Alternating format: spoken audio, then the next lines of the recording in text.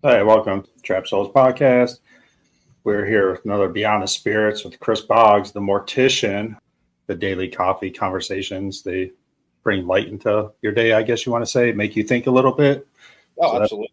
one reason we want to invite you on. Plus, Mortician, Paranormal, it's a lot. I mean, But one of the issues that I have is being able to going and doing investigations places because people won't allow Skylar to become because of her age.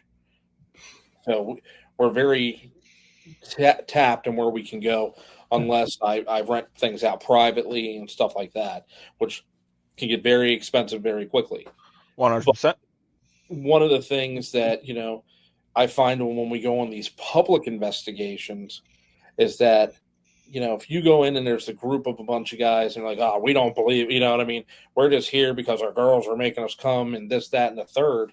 I mean, the energy and interaction we get matches what's being given. Mm-hmm. So if people go in there and they're cocky and arrogant, you might get a little bit of that back, or they might just say, screw you. I'm not here to talk to you because you guys are just, buttheads. So nothing happens. Or they're, I've seen it to where these guys are like, okay, we're done. We're out. This is too much. We're scared because they're like, get out of my house. They don't want you here. Get out of my space. And then if it is something nefarious, uses whatever you're going through emotionally to be able to break you down to then be able to attach or do whatever it would want to do to you. I get very leery, and again, when we're doing public, and it's not people that are true like other investigators. They're just there to try and have an experience or something. When they start doing the the Gandalf the Grey, like I'm not a cheap conjurer of cheap tricks. You know what I mean? Trying to provoke and things. Man, I've been to places where there is absolutely no need to provoke. It's just going to happen. And if you provoke, you don't know what type of can of worms you're going to be opening. Especially like Penhurst. When we go there, there's absolutely no need to provoke. But people try to provoke, and I mean, you're not going to like what you're going to get. I've seen grown men cry there. Because again, it's not that it's something nefarious, but they're showing themselves. You want me to show you? I'm going to show you, but you better be ready for what you're asking for. Oh yeah, and like I mean, we dealt with the one and everything because I think now we're up to like 10 something investigations being there. I mean, it's in our local backyard and everything. We're the base team now and everything, helping the owner and stuff. So I mean, it's not our first run in and everything, but I mean, that was the first time that like it hit me to my core. I'm like, so I mean, I only have two major events that really kind of struck me to my core and everything, and we're going back to the other one, Middle Point, when I was using our new device as a direct link and stuff, where it kind of uses your energy and stuff. And that's where I ended up with the 3 scratches on the back of my neck that one of the scratches drew blood. And then after they noticed when I felt the burning, I asked them to come check the back of my neck, and they're like, dude, you got scratched. And I'm like, okay, who done that? We hear an audible female sitting there saying, it was me. Oh, wow. And stuff. Chris, I have a question for you here. It's a big deal. Have you ever gone into a place that something happened and then just leave because it was that bad? I kind of want to like, with Skylar, have you ever gone into something where that you had to like pull Skylar out? No, like I said, anytime we go out and we're doing investigations, it's places where I can do some digging, some research on to know what type of activities have been done there and things like that. I've even personally never been to where, when I was younger, like I said, the first time I went to that hospital in Maryland, it was just one of those things that was just uncomfortable. And it's like, just something doesn't feel right. And it was, again, 16 years old, let's get out of Dodge type of deal. But I personally have never been to a location, never been with Skylar to where it's like, all right, we need to stop. We need to shut down. We need to get out of here for safety, or, we felt like something may, possess or anything like that. Mm-hmm. I've never personally had that. I don't know if you guys ever had anything like that? I mean, I think I've had where I told my group, like, leave the area because I don't want to put my group in any type of danger. But I'll go back. I mean, especially if the females or my daughters involved, I will go back and face that whatever was down there. Now, are these locations that you previously investigated, or were these like investigations you were going in and the one was investigations we're just going in. So I go in my like the big names, I guess. If we're not helping someone out, I don't do any history into the places because I don't want to be influenced. Okay. Now, once I get, evidence or EVPs, then I'll go back and do history. Then I'll go back to that place and ask questions. But usually if something's like hair getting pulled or scratches, yeah, why don't you guys take a step out? But I'm going back in and we're going to get to the bottom of this. Because majority of places, and Nacho knows that, when women get scratched or more harassed, it's because it's back in the, early 1900s where they could be. Someone like me and Nacho going in that, bigger dudes, they're not going to step up to the plate. Usually. Haven't had it happen yet, but Nacho, I never really asked you this. Protection-wise, anything? So I have a crucifix that I wear. I've also got a St. Michael on it. And I only recently got the St. Michael. I am not Catholic, but I did a psychic reading in Johnstown, and the lady told me that she highly recommended me to get a St. Michael. And I'm like, okay. So I kind of humored her, but I still felt like I needed to get it. I do have a St. Benedict bracelet and a ring. And usually I wear the ring around my necklace as well. I've a couple of times forgot to take them with me. And we'll be on the road and I'm like, oh, I forgot to take them. Usually things are more active when I don't have them. I don't know why. It could be that I'm thinking, I don't have them. But I don't really know that they do anything for me, right? I'm an ordained minister, so I wear the cross anyway. But I have not encountered anything myself that would make me fearful of something. We were just at a location that other people encountered something. The person that actually encountered it has been doing this 25 years. And he was like, I'm getting the fuck out of here. I'm just done. And to me, that speaks volumes. I did not experience it. And I stayed there. I mean, I stayed there all night. But at no time did I feel like I was in danger. I think it boils down to, it again, the mentality of the person and each individual.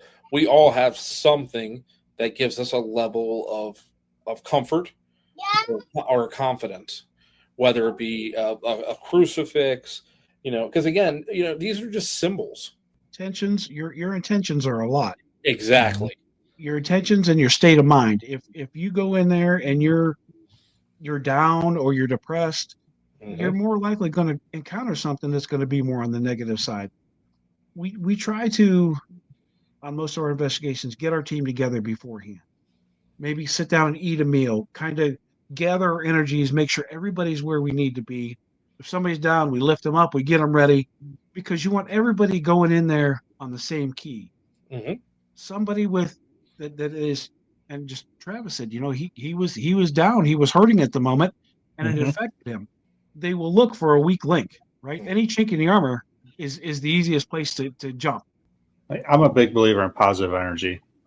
I think positive can deflect negative energy. Negative energy will bring negative energy in. Trap Souls hoodie, swag, little demon trap. You guys want some? Let me know.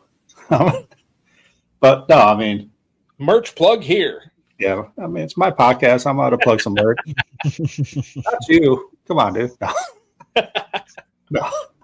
Oh man, we got some merch. Skylar has merch. We're on a Trap Souls shirt tonight, but he does. When it got washed, there was a sticker on it. So this was back, and I don't know if we'll be able to see it well, but this was back in June when we were out on an investigation, and her back. Yeah, I remember seeing. Yeah. So yeah. And she got through she was doing the Estes method, and it would say, I will scratch you. I will scratch you. And then she started feeling like that on her arm, lifted up her shirt, showed me. And I was like, all right, it's time to go. Let's go. And because she's just like, I don't feel comfortable. And once she gets to that point, I'm not going to force her to stay there. It's like, you don't feel comfortable. It's time to go. And that was very interesting that night.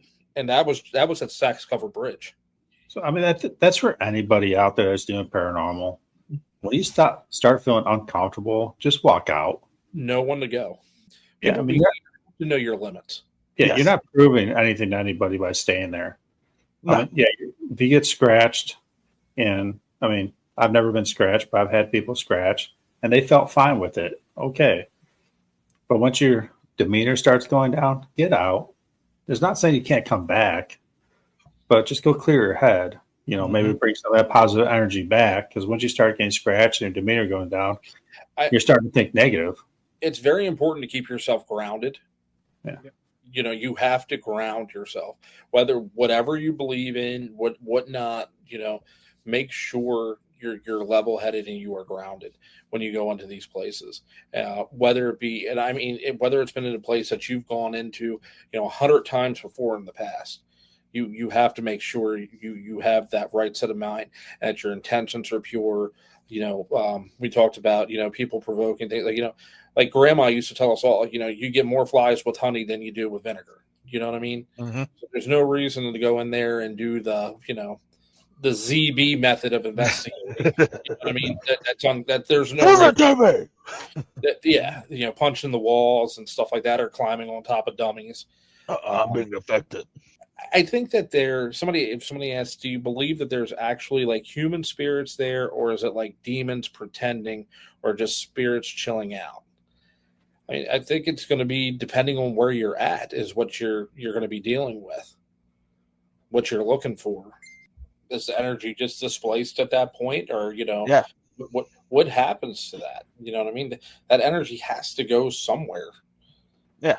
Because I mean, like when Nick Groff done his investigation there at Bridewell, like he sat there, I agree with him. Firm believer. Once the energy is created, it can't be destroyed. Our energy when we die, it's not destroyed. It goes somewhere. Yeah, it's physics. I don't have the answer to that and everything. I mean, I would like to believe when I do die, I do get to go to heaven, and I'm not stuck in this limbo and everything, and wandering the earth and everything, and wondering because we have some cases, I'm sure most of you, all of you and everything on your interactions and everything, and that you communicate with these possible spirits of, they don't realize they're dead and everything. I don't want to be that way. Yeah. When my time comes. Yeah. I mean, I think demonic is 0.00001%. You're going to just get more, asshole spirits than anything, evil spirits, whatever. Would I ever go into a demonic situation? No reason to. My belief, unless you're trying to help a family out, I think they have a demonic, then personally I would go in there and say, yeah, you might have something bad. Then I'm going to find someone that knows what the hell they're doing, because that's don't. My pay grade, man. Yeah, that's way above my pay grade.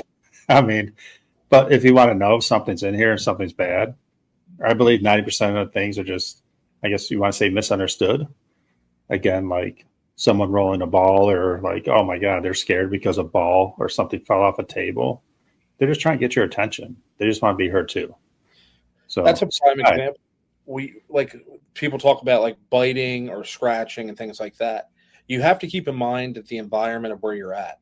One of the investigators that I go to with Penhurst is, you got to think of the mentality of those children that were there. They couldn't audibly communicate. Mm-hmm. So they may pull your hair. They may scratch you to try and communicate with you. They might even try to like bite. They're not trying to hurt you, but that is their way of communicating. And that's where, a lot of people don't understand. You have to know where you're at and know who you're talking to know the level of questioning and the way of communicating with those types of spirits. Because though they passed away, that their mentality is that of when they passed away. They're not going to, mature educationally and things like that. So for somebody to say, "Oh my, they grabbed my hair. This is evil." No, they're just trying to talk to you. That's how they talk. That's how they communicate. Yeah, even King. I mean, Broadwell, Travis, you guys go there a lot, obviously. Yeah. I have not been there. Trying to get down there sometime. Yeah, more than welcome and everything. Hit us up and everything. I'm sure we can kind of get you in on. Good call. So I am doing a new series, like I guess you want to call it series, where I'm going to go to dark basements and spend hours down there by myself. I love basements. I'm fascinated with dark basements for some stupid reason. The basement alone and everything is awesome there because, I mean, sometimes it depends on everything. The one might be up to his, we call it the no good and everything. He's ready to just sit there and play and everything. Or there for a while and everything, you actually be able to talk to what we believe is Christopher Boggs or Carl Gwatney and everything. That is, I mean, we've had a couple of responses where they're still doing work and everything because they're in the basement and everything. We try to show decently with the lights and everything where the actual embalming room was and stuff, where they would prepare the body and stuff. So that's a funeral home. Huh? This is a funeral home. Yeah, Broadwell. It was about this. Yeah, I mean, you joined in on our first live stream that I we didn't done put there. 2 and 2 together. Yeah, so I mean, it was. So why do you think there's residual energy there? Do you think it's the Broadwells? I think a lot of it is the Broadwell and Carl, especially the Broadwells and everything. A lot of KKK memorabilia, a lot of things about the Underground Railroad that turned into a huge fiasco and everything, where it was like on a hiatus. No one wanted to work there for 3 months because we can't believe this town was like that. It's like we're right on the edge of where the South and North was divided. You had a lot of people that did support to end slavery, and there's still a lot of people that did not support. I mean, it was an old country town and everything. So, I mean, I think some of it's more residual energy and everything, and some of it still doesn't have, especially with Rosalie and everything. We're going to release some videos that she's upset and doesn't fully understand why she was treated the way she was. That's sad. But yes. I mean, that's such a common thing back then. Look at Penrose. That's where people shipped those children to. Yes. Put them on they had a train that would take the train and it would end there. They would just put the kids on the train and the train would just take them. Like concentration camp style. Yes. But, if you look back, there have been major historic events where there have been very horrific funeral directors that have done very, very bad things. If you look back at, there's the HBO documentary series now. It's called The Mortician that goes back about the Lamb Funeral Home.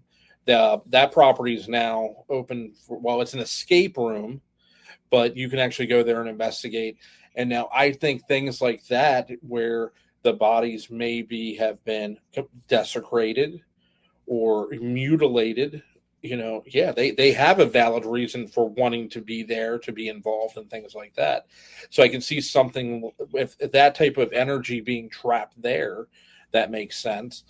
You look at the Nobles, Georgia, tri-state crematory. That was one of the biggest issues in the funeral profession, where they just weren't cremating the bodies and burying the bodies on the property.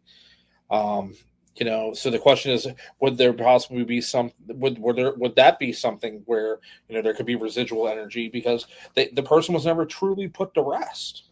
True. I mean, sitting there, going back and in the timeline of when that funeral was first created and everything. I mean, who's to sit there and say that a murder didn't happen and they just slip cash money? Hey, cover it up. Get rid of this body for me and stuff. That's what a lot of people, everybody thinks, Jimmy Hoffa's under Giant Stadium or whatever. A lot of people believe that he was just paid off a funeral director to cremate the body, and the ashes have just been disposed of. Like when we was sitting there announcing, in the town's, they call it the Friends of Felicity Facebook page, one of our posts and everything. Someone sat there and commented on it and sat there and said, "Hey, I used to live right across the front of the street and everything when Carl Gwatney ran it. I lived from this year to this year and stuff.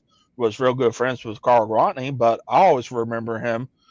He would sit there and pour the blood into these large clay pipes out by the garage and stuff. And it's like when you embalm it, it all goes into the general. It just goes into a toilet basin and it gets flushed. Yes. You know? We're trying to like find records of who's been through there for funerals and stuff. The last remaining funeral home and everything, they have all the bearer plots location. Well, when the funeral home closed, the funeral home would have had to given the records to a designated funeral home. So they get the McIntyre Funeral Home. They have all the locations of where the bodies were buried and stuff. That's what the owner said. I haven't personally got a chance to talk to him and sit there and see like, hey, can we kind of get some like possible names or something when you guys got time and everything? Just try it. The problem is you're still bound by HIPAA. Okay. Even though the person's deceased, like we would only be able to give information out if the legal next of kin gave us permission to release information. Mm-hmm. And that's why I also kind of figured everything because I mean I know quite a bit of HIPAA. So. Yeah, now you can go back and start doing obituary searches if you have like Ancestry or newspaper.com subscriptions. Just start looking up the name of the funeral home on those searches and start looking at those obituaries. That's how you can circumvent that. Okay. That's good because like doing some good like Google search and everything because I mean of course during that time and everything it's like not a lot of stuff was really posted online was in existence. Yeah. So I mean we've been hitting some roadblocks there, but I mean on our downtimes we've been really going through and trying and find out more history because each time we go in there we have like questions and everything. We might get some answers, but we're always leaving there with a lot more questions. And I mean that just goes to show you. I mean, there's something that's the best part though. When you walk away with more questions than answers, that's where you feel like, okay, I got my experience worth tonight. And because when you come in and you've got the answers to everything, I think we walk away all the time never having the answers. If we had the answers, we wouldn't be continue to go out and investigate. True. Yeah, most of these podcasts I come out with more questions than answers. So. I bet you didn't know when we embalm it goes right into the regular sewage. Yeah, so we're hour 40 minutes into this. I don't know. I think Travis, we may need a little collab with us four, down there. Yeah, doing a little investigation. I mean, sit there in the summer. Yeah, sit there. We can start planning something out and everything. I'm sure. I can get Austin to sit there and kind of make it where it's pretty reasonable and stuff. Yeah. So, I mean, we can bring the Mortician down. I mean, but that's what I'm saying. You bring it in and be like, hey, look, I got my card carrying membership here. Let's go. Let's talk. I mean, talk about you and Skylar. So, do you have a bucket list place that you would want to investigate? Oh man, we did a Facebook Live and a YouTube Live a couple months back where we did our we were supposed to do our top 10 and I think it turned into like a top 20 of where we would want to investigate. Somewhere over in the UK, overseas. She just checked one off of her list yesterday because she wanted to do a private at Jenny Wade. She wants to do Farrar. She's been invited to be able to come out there. I know there were one that I know I will never, ever, ever be able to investigate is I would love to investigate the Vatican. Yes. That's Travis's right there. I think it would be epic to investigate the Vatican. I think there's a couple places, Trans-Allegheny. We'd love to get out there. There's just so many. There's so many because there's just so much that you see everyone else's investigations. But you know as well as I do, your investigation today, and then you go back tomorrow, and it's completely different. It's different activity. It's a different experience, whether it be who you bring with you or it's just who you're actually interacting with. Yeah. So we're so excited. Skylar, she's loving the, just the friends she's making. We went to Para Unity yesterday over in New Jersey, and it was so cool. We got through security there, and as we're walking around just going to different vendors, like people are coming up to her recognizing her and like, oh my God, you're Skylar. It's so cool to finally meet you. We follow you on YouTube or Facebook and things like that. And she was loving life. And I can't, and as her dad, I'm just sitting there because she's happy. It's making me exceedingly happy. That is the best feeling in the world and everything to see that excitement on your child's face. I can see Chris back there behind her be like, hey, I'm Chris. Hey. Oh, dude, she's got little business cards now, so she hands out little business cards. So, and she's like, they're like, oh, is that your dad? And she's like, no, that's my cameraman. I was like, really? I'm the cameraman and the chauffeur. How you getting home? Exactly. It's like, good luck with that. That's cool. So I always ask everybody these generic questions, like equipment-wise, what's your go-to piece of equipment? We use the SB11 Spirit Box. We like that. Skylar has a whole line. We use Vortex Ghost Gear, who Bob, Christopher, and Gina Bankston. They're the ones that put on Penhurst Paracon every year, but they also own Vortex Ghost Gear. They make all their gear. They live here in Pennsylvania. They give a lifetime warranty with the equipment too. Okay. So if your equipment ever goes south, something happens, they will either fix it or replace that equipment for you. No questions, no cost to you. So definitely, if you ever look for, we actually just had, I should have brought it down. So we're going to start beta testing a piece of equipment that he just started making. It's called the Nexus, and it's a yes or no device, but it also does sound, motion, and temperature regulation to be able to determine the yes or no. So I'll have some videos of that shortly.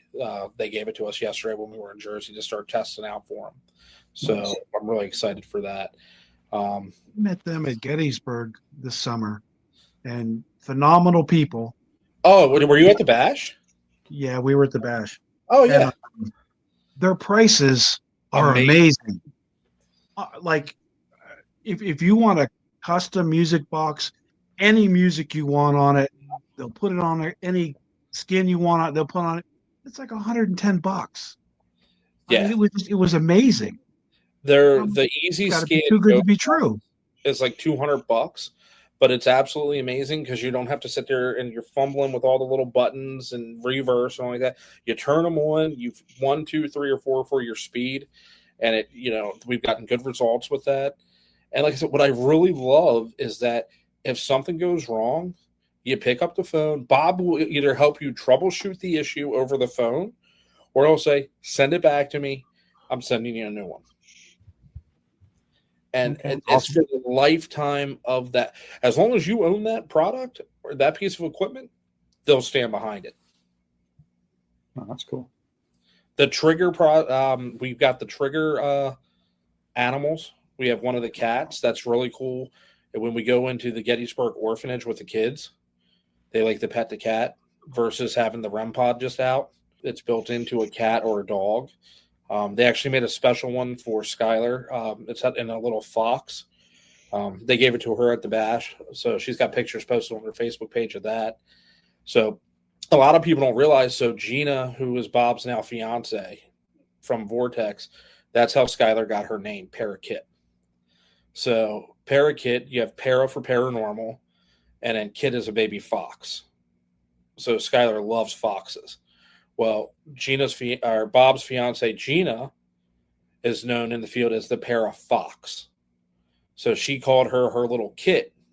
So that's how Skylar got her name, Parakit, in the paranormal. That's cool. That works. I mean, and that's just so now Gina, it's like her namesake and all. It's pretty cool. But yeah, if you ever get a chance, check out their website, check out their Facebook page. Uh-huh. I mean, they're amazing people. They will literally give you the shirt off. They are so nice. You might want to reach out to them, Ryan, and they'll come on the podcast with you. Yeah, actually, I was just thinking about that this last month. Because I've had owners on, I've had other people on, other groups on. Like, I want to get someone that makes equipment on, and why they do it. Do you remember the old TV show Ghost Detectives? Yeah. That's Bob Christopher. Okay. Yeah, I'll reach out to them. See, it'd be cool to have on. I mean, because again, like you said, I mean, I've had owners on, and I'm very specific on who I have on the show. You won't be able to tell because Nacho's on all the time, but no. I mean, I always tell people I go through your Facebook page, I go through your YouTube page. If you're just asking for followers, I don't invite you on the show. That's just like me. truly like vet people. You know what I mean? Yeah. And same with owners. Are you just buying the place just to try to make a profit, but to let you know you're not going to, because owning a paranormal building is expensive? I'll reach out to them and see if we can get them on the show sometime. It'd be cool to see the different equipment out there. I mean, we always have questions how it works, why it works, and why you do this. So Gina's got her own show on Thursday nights on YouTube and Facebook, the Fox Den with Gina B. So so you can go back and look at all her. I mean, she's been doing it for years now. But so you got 10 minutes. What are the questions you truly ever wanted to ask a mortician and funeral director? Yeah, so, anybody out there? While people sit there, so you kind of mentioned everything earlier and everything. You guys are the last responder and everything. Yeah, so I mean, like for me being a first responder, I'm in fire EMS and everything. We see it while it happened and stuff. How I'm sure there's probably a little more difference and everything from when we first see it and everything and see how the family is and stuff compared to when you're seeing it and everything. Kind of like explaining that, because I also know that there's sometimes that you have to know when to kind of take a step back and decompress and everything. How is that for you? You have to know your limits. You have to know your limits, and before I had Skylar, I would handle any of the children calls and stuff like that, because I didn't have that. Like my coworkers had children and things like, you know what I mean? But now it's a different feeling. It's a different atmosphere. 100%. I understand where you come from there.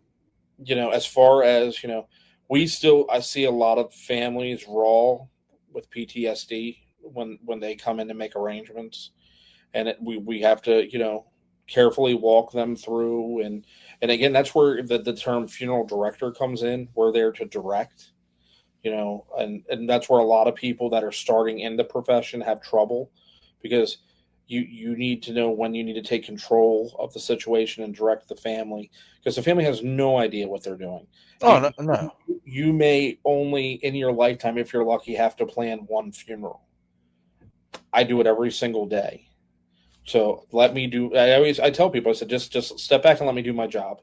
Your mom, your dad, your sister, your whomever, they're in excellent hands. I'm going to take care of them. I am your family for the next, 72, 48, whatever hours that we're going to be working together. I'm still your family. And then I always tell people at the end of the service, just because the service ends doesn't mean I'm not here for you. Pick up the phone and call me if you need something. That's what we're here for. The trauma is real. Like, people don't understand that, when you leave the scene, that family's still there. And then the problem is, a lot of times when you clear a scene and, their loved one is still there. And then we show up, and then, we get involved. We're taking the person out of the residence, bringing them into our care. And sometimes that's the most difficult part for the family. You're physically letting that's when reality starts to set in, that this person is never coming back. I am taking that person from you. Yeah. And it can get very emotional in those settings. And you have to know, you can't sit there and, yes, you feel for that family. And like I said before, we give a piece to everyone we work with, but we can't get emotionally. You can't show it and everything. It's just like there and everything. Because yes. I mean, I'm very sympathetic. And one of the things I will never, when a family comes in to meet with me, I will never say the words, "I'm sorry for your loss," because a family can tell when you're full of BS very quickly. Especially in that moment. I'll never forget an older lady. She was a widow. And I said, Mrs. Smith, I'm sorry for your loss. She said, no, you're not. You're here to do a job. You're collecting a paycheck, and I'm like, that resonated with me. I'm like, Yeah. I understand how she could interpret that. I legitimately was sorry. So now I always explain to people, I'm sorry we're meeting under these circumstances. Yeah. Yep. And it's all about words matter. And even in the paranormal and investigations, like we talk about intentions and things like words matter. But yeah, I mean, a lot of people, I mean, we were going out, we were doing the same thing. We during the pandemic, we were running out of room. We were, backlogged. We were, trying to, one of the hardest things is sitting there with a family to make arrangements and, explaining to them, well, how can you choose which 3 people you can bring into the building for the funeral service? And it's a grandmother that has 20 grandchildren. I mean, it was rough times, and a lot of people didn't give the funeral directors or the morticians the thought of the day. It was, granted, the first responders, the doctors, and all like that, but once the person passed, you got to be very tactful, and you handle people with kicks. Here's the thing: I treat everyone with the same amount of respect as if it were my mother or my father. Whether I'm embalming, whether I'm cremating, down to placing flower arrangements, I'm going to treat that person as if they were my mom, they were my dad, they were my wife. You know what I mean? They get the same. Nobody, whether it's a $50,000 funeral or whether it's a $1,000 cremation, they get the same service no matter what. And a lot of people have a hard time differentiating that in this profession, and it's sad. So Chris, what happens when somebody doesn't have any family or somebody just can't pay? And how often does that happen? A lot. That's why I ask, because I'm sure it happens a lot. And so from my previous role with my company before, we were a state contractor. So in the state of Maryland, if you pass away in a hospital and you're not claimed by your family or a funeral director within 72 hours, they notify what's called the Maryland State Anatomy Board. The decedent is transported to the state. They try to make contact with the next of kin and see if they're planning on, making arrangements or things like that. If not, and they say, we just don't have the finances or anything, the decedent becomes a ward of the state.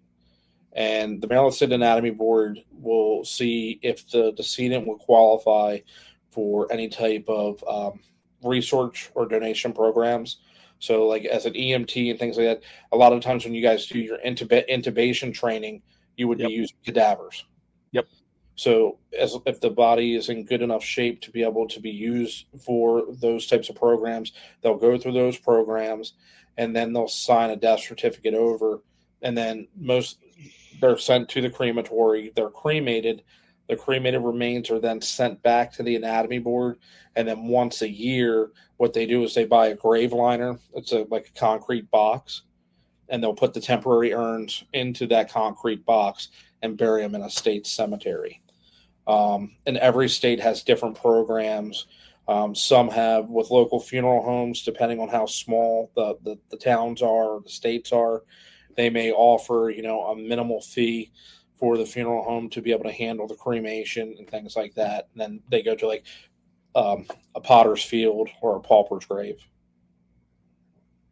So, and it happens a lot. Like I said, people don't forecast, and no one's ever in a hurry to see me. And it's one of those things that no one ever thinks about it until it's too late. Mm-hmm. I'll sit down with people making arrangements, and the first words out of my mouth, okay, what did mom or dad or what are we going to do? And they'll look at me and they say, we don't know. We never talked. We never had this conversation. And most people don't want to talk about it. I mean, I don't want to talk about when I'm going to die, right? I mean, we're a death-denying society, and I'll tell you why. And so, if you ever go to the hospital, and if you guys are first EMTs or whatnot, if as a funeral director, when I go to the hospital, if I'm looking for the morgue, there's one particular object I will look to find, and I will find the morgue. The dumpsters. Most morgues are by the dumpsters. They don't want people to be seen coming out of a facility. Nursing homes now, if you go to pick someone up, you got to go out the back door. There's no, we are so death denying. It's not even funny. There's only one veteran. There's a veterans hospice unit that when the veteran passes, we go to the room. They will drape the cot with a flag. They will do an honor walk lining the whole route to the car. You go right out the front door. And I mean, it is the most amazing sight to see, because everywhere else, they'll hurry up and push people in their rooms and shut the doors and this, that, and the third. No, Chris, again, thanks. If anybody out there has never followed Chris on Facebook, follow him. Was it Daily Coffee Conversations? Yep, you have morning coffee conversations with your friendly neighborhood mortician. Yeah, I mean, they're unbelievable. You did talk about that one time on yours, and it hit home with me about how people don't want to talk about it. Make the plans, find out what your loved ones want. So everything he says in those just you don't question yourself, but they all make sense to me. So, I mean, I love them. I look forward to them every day. Sometimes they're a little later in the day. They're not mornings, but you're a busy guy, so we understand that. Keep being you. I always say that to everybody, but again, a mortician they're special people. And yes, I don't know if I can say it's not a jealousy thing, but the way you just outlook in life is just unbelievable. I know my one good friend's a mortician, and growing up with him in high school, he was called Wild Thing. And then I appreciate you coming on. I'm sure Nacho, he was a little quiet tonight. He's a little under the weather, but appreciates it. Travis, always. I listened more tonight than I ever listened. So yeah, good. It was one of those podcasts you just want to sit back and listen. So yes, which I like. If I don't have to talk, it's better. Yeah, guys, definitely, I appreciate you having me out. Follow me on Facebook with my new role. One of the things is the owners want to really pull back the curtain of funeral service. So there'll be a lot more video content from the funeral home showing. Like tomorrow, I plan on, I got caskets coming in for some services. So I'm actually going to show, make a video of, how a casket's received, how we check them in, what we look over and stuff like that. And then, once I build a little bit of rapport with the community, it's, I will never show you an embalming, but I plan on bringing you guys into the embalming room, talking about the instruments, explaining, what the instruments are used for, and, even going into, like what the different types of embalming chemicals we use. So that's stuff that I'll, just again, follow along. And if you have questions, drop them there, and I'll be sure to, either make a video or answer the questions. All right. I appreciate it. And hopefully we can get together next year sometime, do a funeral home down by Travis. And that'd be a blast. Yeah, yes. That'll be fun. So I hate any of these, like I say every time, I'm just going to end and thank everybody for listening in and all your questions. Again, if you have other questions for Chris, probably hit him up on Facebook and he'll get back to you. Appreciate it. Good night, guys. Good night. Thanks.